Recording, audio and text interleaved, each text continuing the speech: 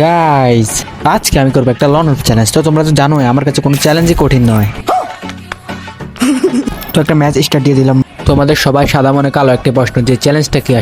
আসলে চ্যালেঞ্জটা হচ্ছে আমি 4 রাউন্ড প্রথমে এনিমির কাছে হেরে যাব, তারপর আমি আমার আসল খেলা দেখাই দেবো। তো তোমরা তো জানোই আমার খেলা কেমন, মানে ফ্রি ফায়ার।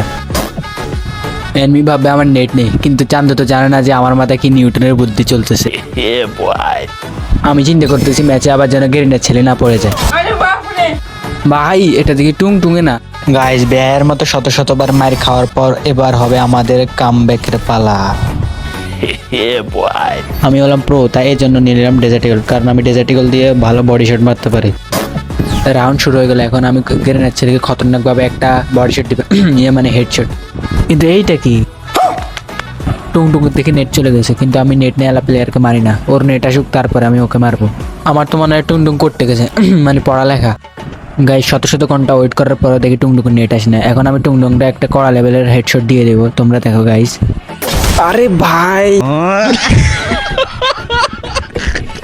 গাইস, টুংটুং দেখে আমার থেকে বড় বুদ্ধি খাটিয়েছে, আইনস্টাইনের বুদ্ধি।